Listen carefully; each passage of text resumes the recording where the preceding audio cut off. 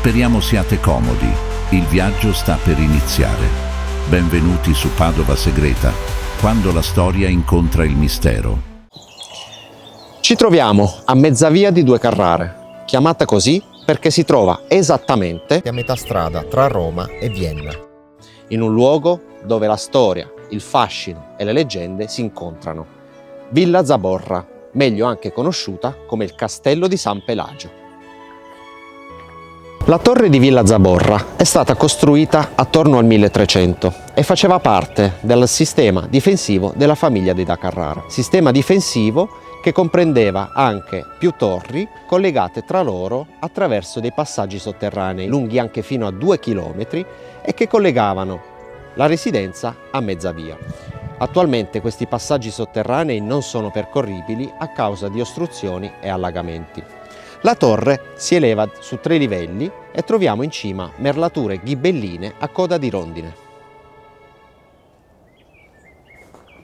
Con la caduta della famiglia dei Da Carrara, il castello perde la sua funzione difensiva e viene trasformato in villa. Le prime menzioni storiche della villa le troviamo nel 1544, quando passa di proprietà in mano alla famiglia dei Santuliana, che rimangono proprietari fino al 1752, anno in cui interviene la famiglia dei conti Zaborra, che realizzano importanti opere strutturali. Ad esempio, vengono realizzate le 2 barchesse ad uso agricolo e viene rimodernata l'ala padronale per trasformarla in residenza padronale. All'interno della villa possiamo trovare l'albero genealogico della famiglia Zaborra e una mappa del territorio risalente al 1626. L'architetto Alberto Avesani, nonché marito della contessa Zaborra, in seguito al terremoto in Friuli del 1976, elaborò la ristrutturazione della villa. Successivamente, nel 1980, una parte della villa viene trasformata in museo del volo, che ripercorre le principali tappe dell'evoluzione dei mezzi che hanno portato l'uomo alla scoperta del cielo e dello spazio. Al suo interno si possono trovare anche antichi documenti risalenti alla famiglia Zaborra. La villa è composta da 2 ali laterali. L'ala di sinistra, chiamata Barchessa, risale al 1795 ed è stata costruita da Paolo Zaborra. Dietro di essa si trova il giardino segreto, il brolo, la montagnola con la ghiacciaia, la peschiera e il parco con i labirinti. Le 2 ali sono separate dal giardino di rappresentanza e al suo centro vi si trova la vasca delle ninfee. Sulla facciata si possono leggere 2 targhe in marmo che ricordano il volo su Vienna, compiuto da Gabriele D'Annunzio e dai piloti della 87ª Squadriglia Serenissima il 9 agosto 1918.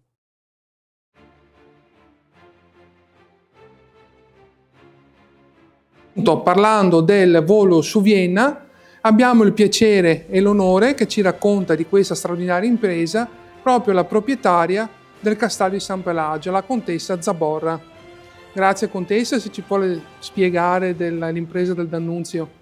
Buongiorno, spiegarla, raccontarla. Raccontarla più che altro, sì, esatto. No, dico, la cosa straordinaria è che nessuno poteva immaginare che in questo luogo della campagna veneta, lontano da ogni cosa non particolarmente in vista, arrivasse un evento come quello del volo su Vienna, arrivasse qui il Vate D'Annunzio, famosissimo già naturalmente, e intento a fare la sua impresa del cuore, chiamiamola così, che è stata quella del volo su Vienna, che lui prepara da un sacco di tempo, con modalità diverse, a volte pensava di bombardare, a volte un'altra. Insomma, aveva una serie di idee che non sempre coincidevano con quelle dei comandi generali.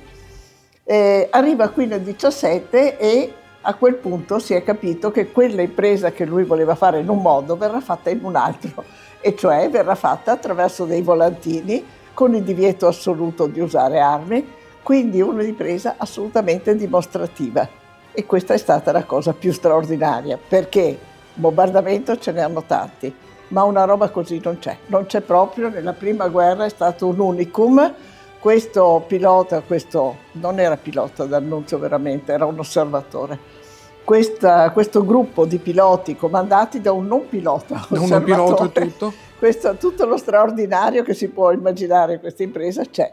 Per cui si mettono all'opera per intraprendere questo volo infinito di quasi 1000 chilometri di andata e ritorno, da San Pelagio a Vienna e ritorno, senza scalo. Beh, era qualcosa di veramente straordinario. Ciascuno portava una quarantina di chili forse non ciascuno, comunque avevano una quarantina di chili di volantini, altro che bombe, ma erano peggio delle bombe, perché era la guerra psicologica. Era come dimostrare una tale superiorità, se non altro morale, diciamo, rispetto agli allora avversari austro-ungarici, che non ha assolutamente esempi nella storia. Una cosa Esatto. davvero straordinaria. Lui non solo è andato, è tornato, non ha avuto perdite, ha avuto un diciamo, pilota che ha dovuto atterrare per guasti al motore, ma che poi è anche ritornato, quindi senza perdite, sembra incredibile, neanche solo a raccontarlo, a me ogni volta sembra straordinario, ed è tornato, come avesse fatto un voletto qualsiasi. Le linee nemiche erano a pochi chilometri da qua, quindi il volo si è svolto interamente sul territorio nemico, attraverso le Alpi, attraverso naturalmente la parte est, quindi insomma non i picchi più alti, però sempre attraverso le Alpi, quindi con tutte le incognite. E poi se vedete i modellini che abbiamo fatto fare qui, che riproducono esattamente il tipo di aereo con il quale hanno volato, e quindi questo Sva-9 che era quasi un giocattolo, oggi lo definiremo, come se lo vedessimo sul prato, non potremmo pensare che è un vero aereo che ha fatto, cioè questi volavano Spider con la testa fuori, non è che avessero grandi protezioni, quindi temporali sulle Alpi, di tutto.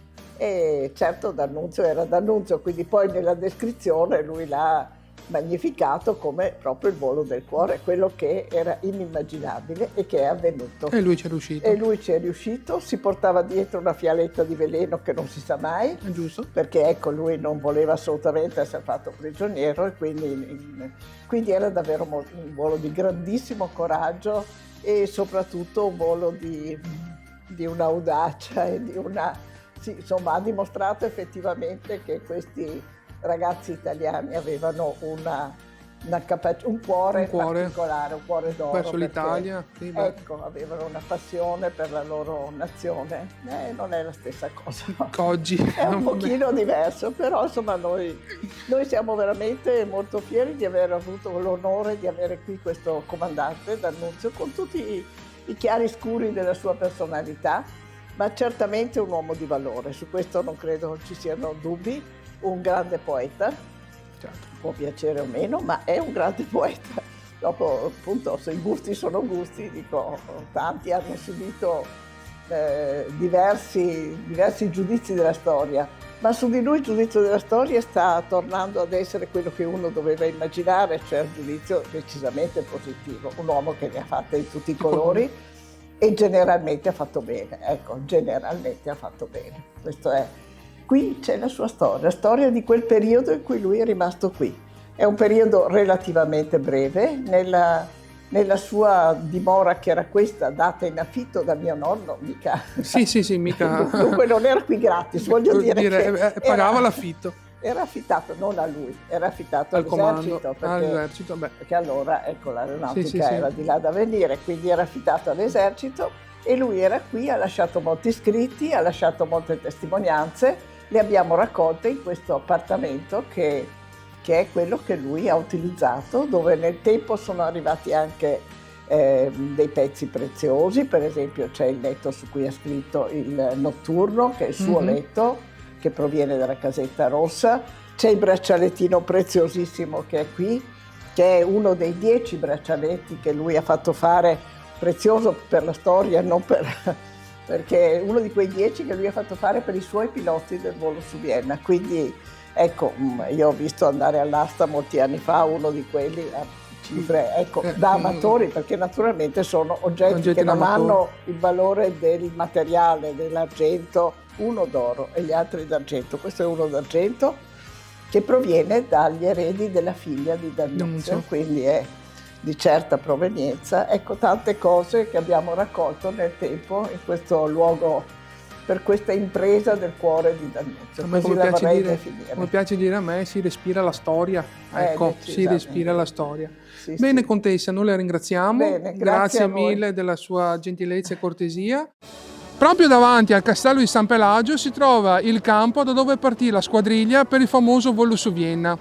Tra i vari piloti c'era Gino Allegri, chiamato scherzosamente dallo stesso D'Annunzio Fra Ginepro, perché nella sua barba incolta che aveva Gino Allegri ricordava appunto un frate.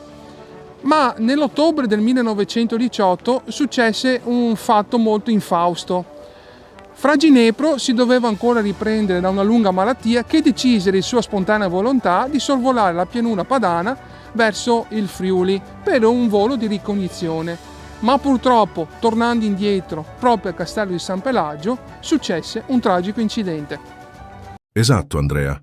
Il 5 ottobre 1918, Fra Ginepro, nome di battaglia di Gino Allegri, rientra al campo di San Pelagio dopo un'azione su Monfalcone.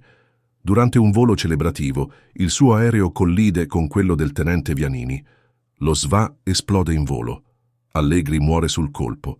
Decorato con una medaglia d'oro al valor militare, rimane un'icona del coraggio nei cieli della Grande Guerra.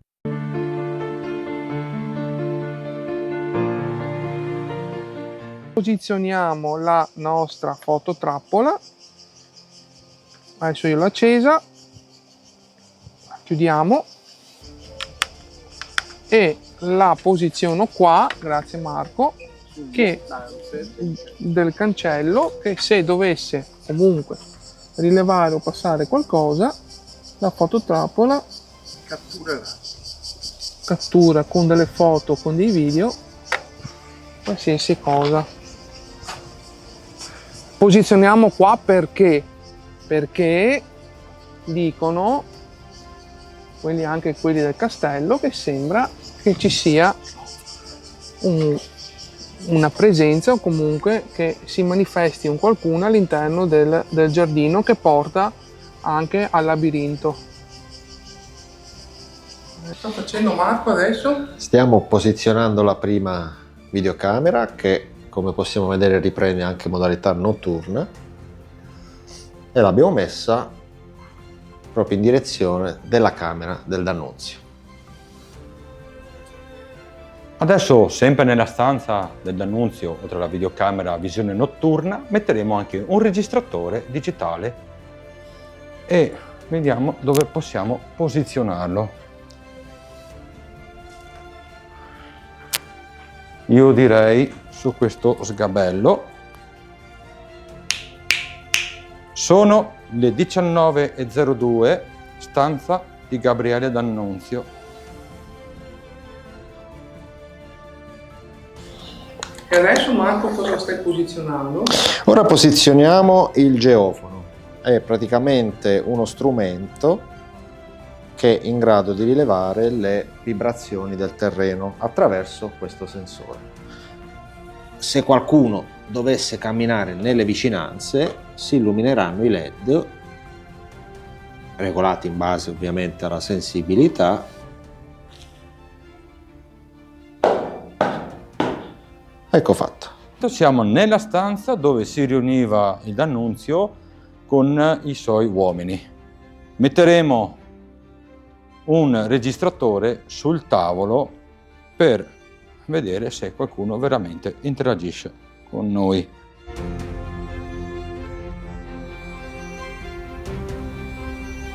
Allora, stiamo posizionando l'ultimo registratore, siamo nella stanza che era lo studio del D'Annunzio, dove ha ideato il volo su Vienna, come vediamo dall'arredamento, e ora posizioniamo sullo scrittoio proprio del D'Annunzio il registratore. Sono le 19:13, lo avviamo.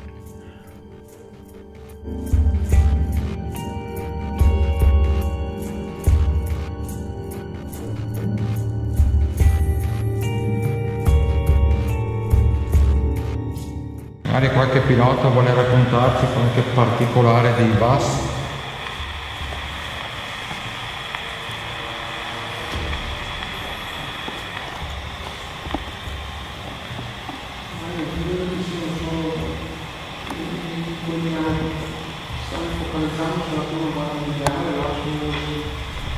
4 secoli di storia. Sono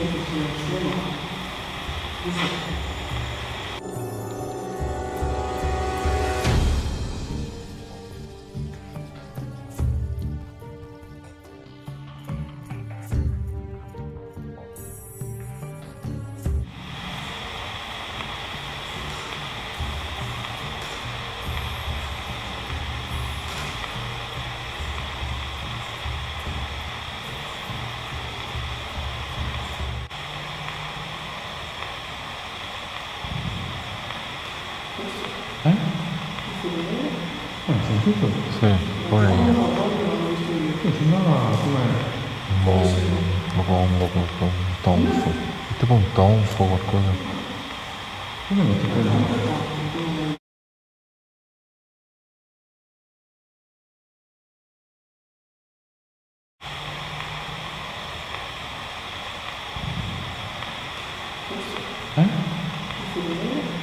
Sentito?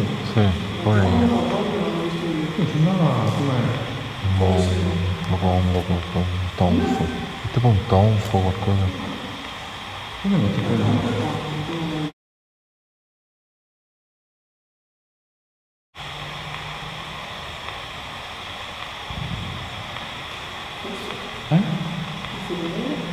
Sentito? Sì, poi sembrava come un tonfo, tipo un tonfo qualcosa. Come non ti quello? Chi è che ha fatto il rumore che abbiamo appena sentito? Un tonfo.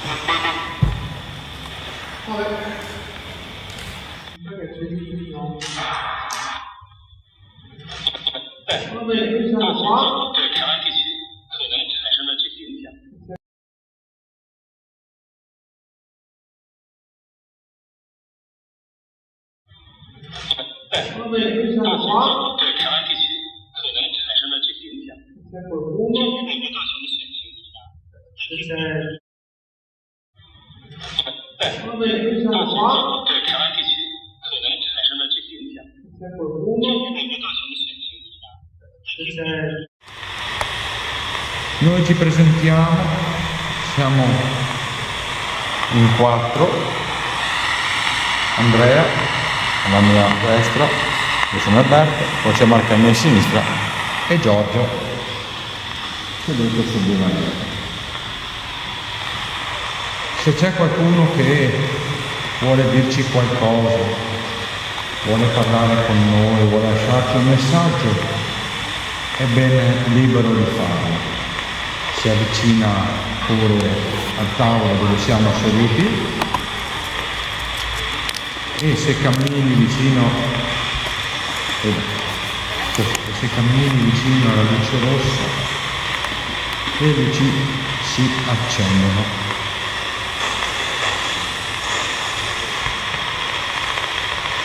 Vuoi fare una prova a camminare vicino quella palla a terra?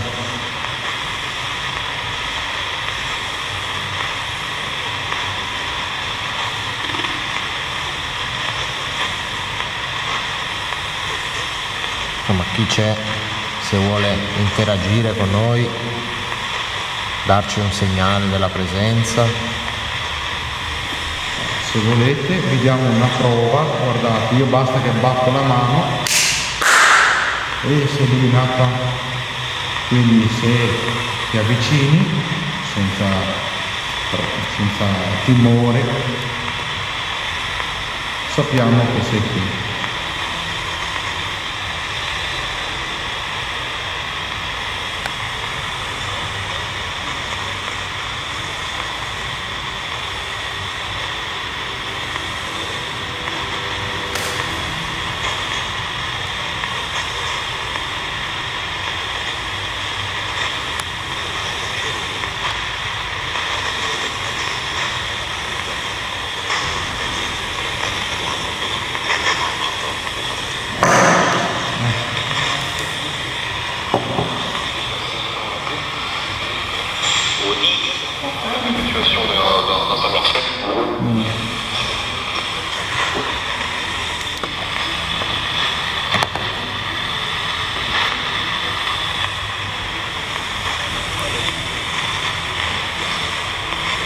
Forse magari c'è morto praticamente sul campo qua di fianco.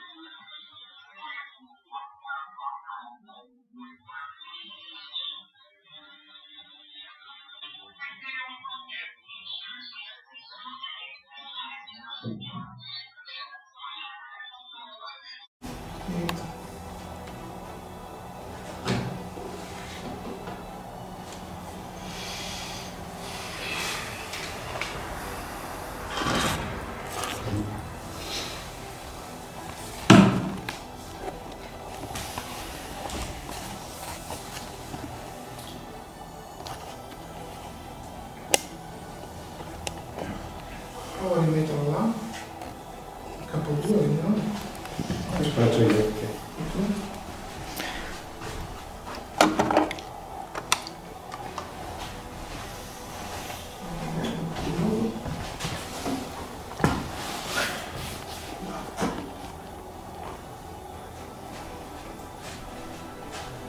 Si è illuminato il geofono. Lui che cammina. Ecco. Da là. Da Sì, là. anche prima. Sì. C'è qualcosa che interferisce. Sì, c'è qualcosa che interferisce. La